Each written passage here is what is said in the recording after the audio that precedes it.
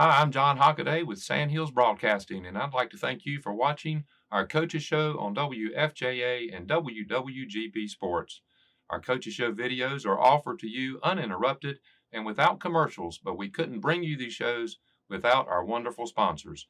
I'd like to thank Wilkinson Chevrolet, Domino's, M.R. Stoner, Sheriff Tracy Carter, Carolina Firearms, Kendall Pawn Shop for bringing you our coaches show each and every week. We also thank you for tuning in to WFJA and WWGP Sports. We hope you enjoy the show. Hello, everyone, and welcome to Southern League Cavalier Football and the Mike McClure Coaches Show. I'm Mike Fowler. I'll be your host this season as we talk Cavalier football and visit each week with Cavalier coach Mike McClure. I want to thank our sponsors for bringing you and helping you bring the show every Tuesday night at 7:30 p.m. on 105.1 FM WFJA. Wilkinson Chevrolet, Sheriff Tracy Carter, M.R. Stoner Electric, Domino's, Carolina Firearms, and the Kendall Pawn Shop. The show will be rebroadcast at 5:30 each Friday night prior to our 6:30 game on 95.1 FM and 1050 AM WWGP. The video of our coaches show will be posted on the WFJ Facebook page each Wednesday by noon. I look forward to talking with Cavalier coach Mike McClure and bringing you exciting Southern League Cavalier football. We're going to take a short break and hear from our great sponsors. We'll be right back with Coach McClure right after these messages. Coaches Show sponsors: Wilkinson Chevrolet in their new location on Highway 87 South. Domino's with convenient locations throughout the Lee County area. M.R. Stoner Electric, residential, industrial, and commercial electricians. Sheriff Tracy Carter, proud to support high school athletics. Carolina Firearms, your full-service firearms training and gun store. Kendall Pawn Shop, buy, sell, trade. Brick Capital Video, for all special occasions. WFJA for all your sports, FM 105.5. Welcome back to the Coach Mike McClure Coaches Show and the pregame show for Southern League Football. I want to thank our sponsors again for bringing you the show, and glad to be here again this week. And Coach, welcome back. Thanks for coming in. Yes, sir. Thank you for having me. So, unfortunately, Cavaliers coming in after a tough loss at Triton last week, where we went down to the Hawks down there 27-7, and it was a game, Coach, that we started off okay, and then it was 7-7 early, and then just Triton took over. We just couldn't catch up. Yeah, I mean, they did everything that we knew they were going to do. We knew they were going to come out, run the ball. We knew that they wanted to be physical, and we just wasn't the physical team. We had a lot of guys banged up from Western Harnett game, and so we was playing with a lot of guys who haven't really played much at all this year. But to say the least, biggest thing is we just weren't very physical, and then we struggled putting points up. We got turnovers defensively, but offensively we got in the red zone and those type of things. Just couldn't capitalize, and that's the biggest thing that we trying to focus on this week at practice is capitalizing and getting in the end zone when we have the chance to do so. Mm-hmm. Yeah, it was one of the things. One of the bright spots was the big pass. There was a 76-yard or 74-yard touchdown pass that Daniel Passan was able to connect to Josh Stone, and that kind of got us back in, tied up the game at 7, gave us a bit more momentum, and then I think it was just a couple of the interceptions that came up that kind of set us back. Yeah, it did, and once we trying to play from behind and play out of a hole we dug ourselves into. It hurt us as well.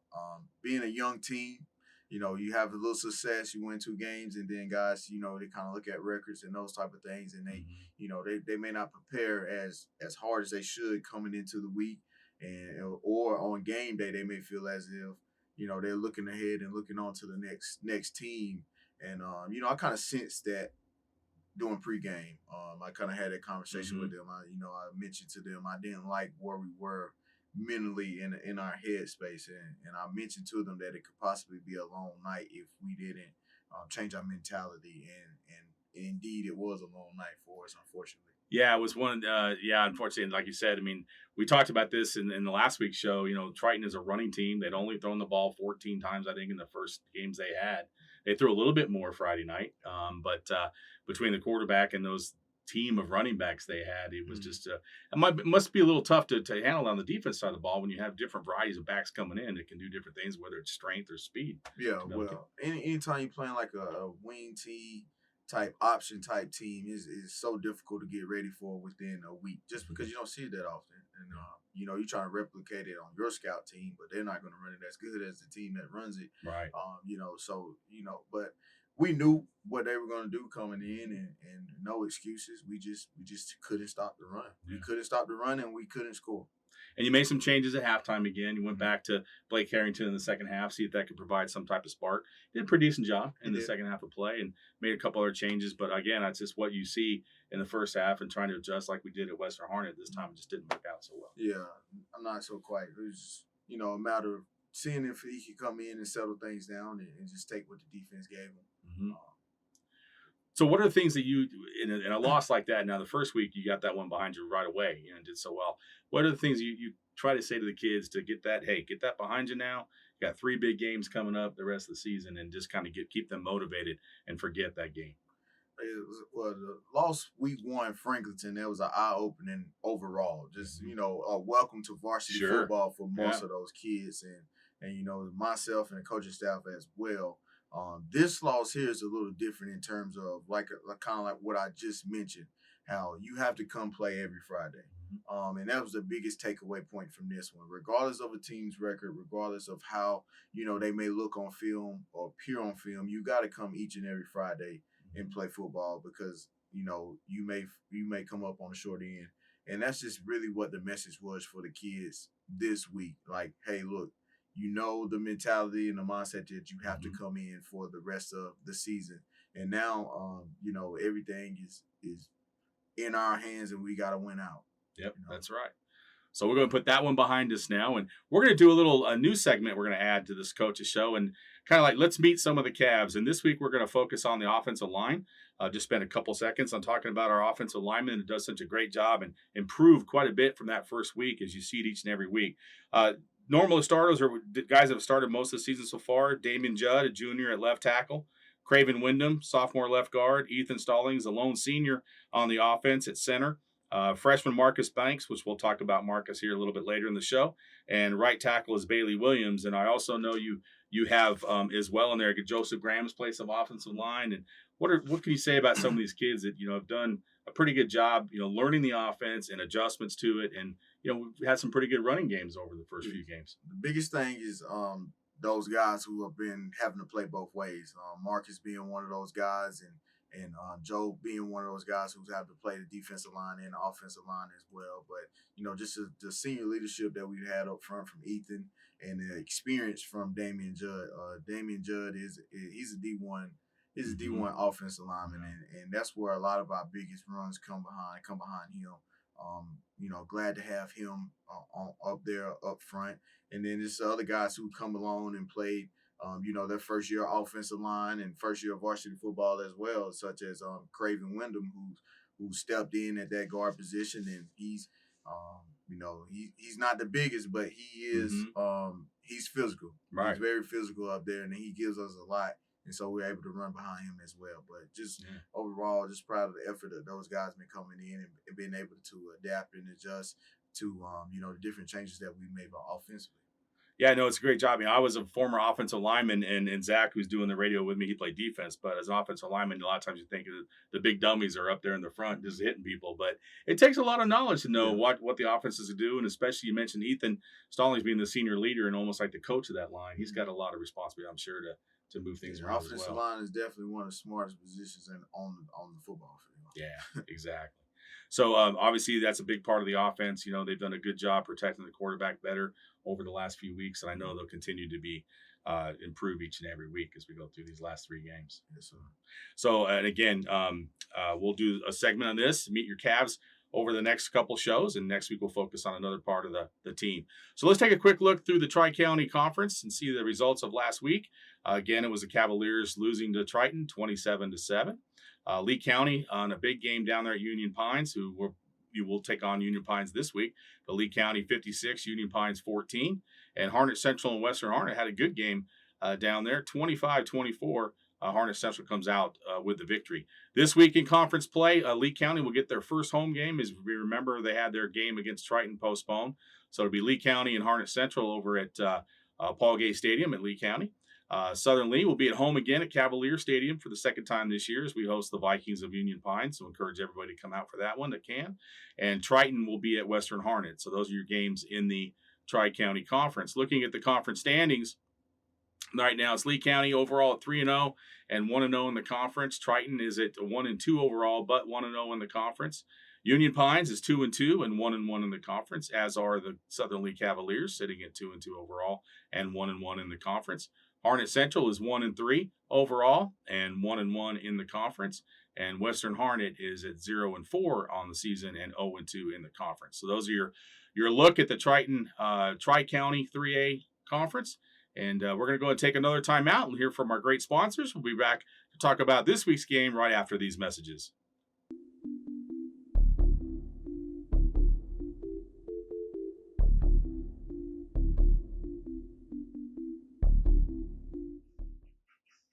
Welcome back to the Southern Lee pregame show and the Coach Mike McClure show. It's now time to go into our players of the game for this past week against Triton. And, when you have a game like this, it doesn't necessarily, players don't always stand out like we had a couple in the previous weeks. But this week, our Norman Financial Group WWGP player of the game, we're going to start with defense first, is the freshman Marcus Banks.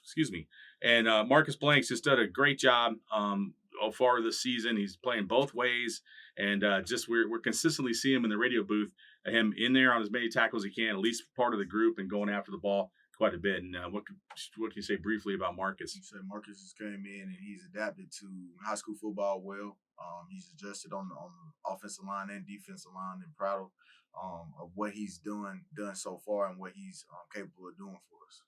Yeah, so congratulations to Marcus on our Norman Financial Group, WWGP Defensive Player of the Game. And on the offensive side of the ball, we didn't score a lot of points, didn't move the ball a lot that night. Had some chances to do it, but there was one play that stood out, and it was almost a replay of the first week against Franklinton, but it was a long touchdown pass from Daniel Pisano to Josh Stone. Josh took it and ran it in most of the last 50 yards with it, zigzag through the defense. And so our offensive player, the Norman Financial Group and WWGP Offensive Player of the Game, is junior Josh Stone. And what has Josh brought to your offense, especially from that wide receiver? Well, he gives us a lot of speed on the outside. He gives us a lot of the ability to be able to run those go routes and those quick slants to try to get him in space and those type of things.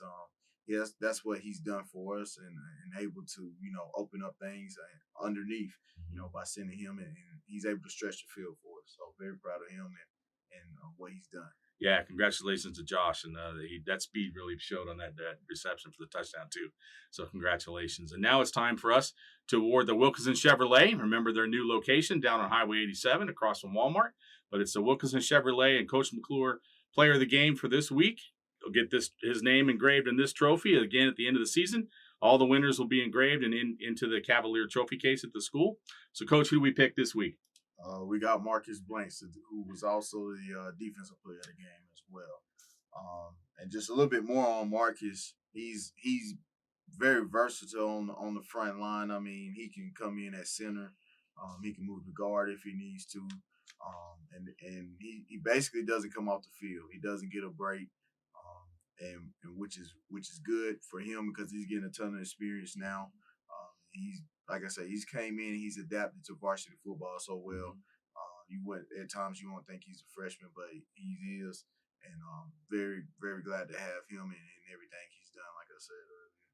Great. So congratulations to Marcus on 2 awards this week, and great job so far this season through the first 4 games, and look forward to seeing how he grows and how he continues to improve over this last 3 and now into the rest of his career. Being only a freshman, we have him for another 3 years after this, so it'll be good to see. So Coach, this week we're taking on the Vikings of Union Pines. The Vikings are a longtime rival of Southern Lee. They come in right now with a 2-2 record and 1-1 in the conference. Coached by Lonnie Cox, someone who's very familiar with Southern Lee, spent a couple years here on the coaching staff.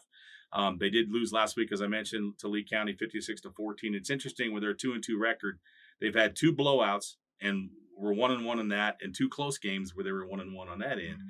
So they're averaging 193 yards passing per game and about 68 yards rushing. This is going to be the 15th meeting between Southern Lee and Union Pines. And right now, Southern Lee leads the series 8-6. And it's been a great rivalry. In 2019, it was the last time we played. Unfortunately, down there, Union Pines, we had the game with about 38 seconds or a minute left, and Union Pines got us and ended up walking out with a 1-point victory. So, what are some of the things you're looking forward to, and then what can you tell us what you know about Union Pines? Well, the biggest thing I think we're very similar teams, and offensively and defensively. We don't pass it as throw it as much as they do, but kind of very similar, even down to the record coming into this game. I mean, which is going to be very exciting and a lot of excitement for the kids and for the fans as well. But what the biggest thing for them, what that we have to do against them is just stop the big plays. They like big plays. If I had to compare them to an NFL team, I compare them to the Chiefs with the kid at wide out and similar to Tyreek Hill, who just likes to get in space and get him the ball, who's extremely fast. So our biggest thing is just coming in and stopping them and what they like to do as far as in the passing game, and of course stopping them on picking up on what they like to do defensively as well. They're going to come after us, just similar to what we do. We come after, we put a lot of pressure on people, and I believe they're going to do the same thing. Yeah, they actually they're coming off a season in 2019 where they won 8 games. It was the most they'd won in like 20-something years, 25 years of the school. But again, overall, those games in those 14 previous, they've always been pretty close between the two schools. And I think, as you mentioned earlier, it's going to be important maybe what you're doing at practice, where some things you're going to focus on at practice drill-wise, or some things that might help with getting ready for them. Definitely tackling. Last week against Triton, we did not tackle well. We did not tackle well at all, which led to to the loss. So we definitely been working on tackling in space and those type of things, and offensively just working on making plays down in the red zone. We got to be able to come up and we got to be able to put the ball in the end zone, in the red zone, because those are key moments in the game. And so it's just about repping that and understanding, how important those key situations are, and how it leads to victories or losses.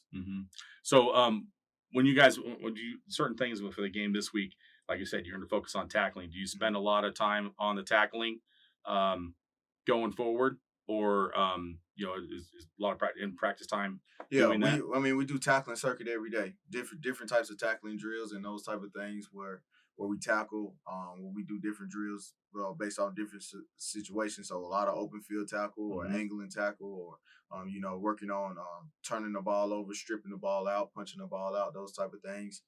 That's just what we focus on, and then we go against the offense down in the red zone, and they get 4 plays to try to score, and we get 4 plays to try to keep them out, which kind of puts pressure on both sides, because it may become a situation where we're in the game, we find ourselves within the 10, and we got to make a stop defensively, or we got to put the ball in the box offensively.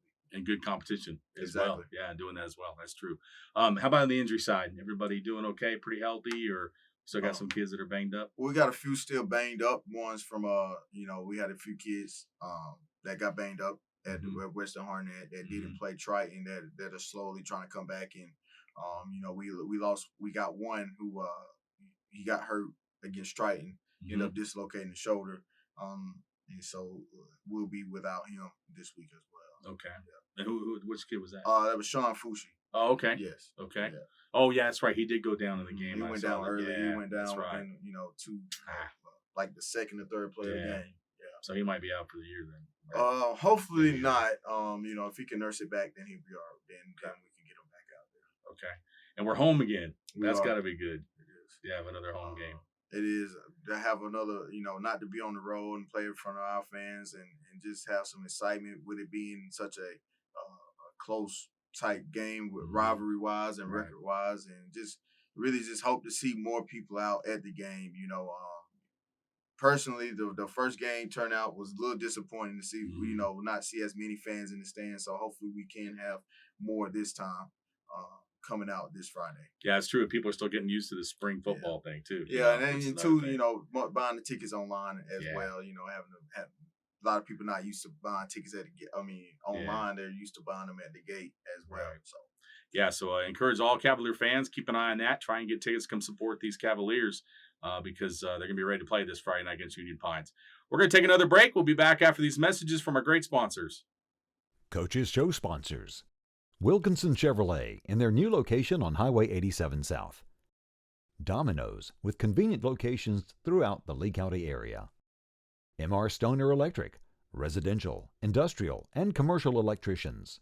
Sheriff Tracy Carter, proud to support high school athletics. Carolina Firearms, your full-service firearms training and gun store. Kendall Pawn Shop, buy, sell, trade. Brick Capital Video, for all special occasions. WFJA for all your sports, FM 105.5. Welcome back. Coach, thanks again for joining us this week, and appreciate you coming in. Yes, sir. Thank y'all for having me each week. Best luck this week. We're looking forward to seeing what happens this week against Union Pines. So we hope you enjoyed listening to the Coach Mike McClure Coaches Show. We remind you to join us each Tuesday at 7:30 on 105.5 FM WFJA, and every Friday night prior to games at 5:30 on 95.1 FM and 10:50 AM WWGP. Our Coaches Show is also posted on the WFJA website and Facebook page each Wednesday by noon, and we hope you will take these opportunities to join us this season for Cavalier football. Good luck to the Cavaliers this week as they return home to Cavalier Stadium to take on the Vikings of Union Pines in Tri-County 3A Conference action. We thank all our sponsors for bringing you our show tonight: Wilkinson Chevrolet, Domino's, M.R. Stoner Electric, Sheriff Tracy Carter, Carolina Firearms, and the Kendall Pawn Shop. And we thank you for listening to WFJA and WWGP Sports. Good night, everyone. Go Cavs! We thank you for watching the Mike McClure Coaches Show. We again thank our sponsors: Wilkinson Chevrolet, Domino's, M.R. Stoner, Sheriff Tracy Carter, Carolina Firearms, and Kendall Pawn Shop for bringing you our Coaches Show each and every week. We also want to thank Brick Capital Video for their work each week in helping to bring you these videos.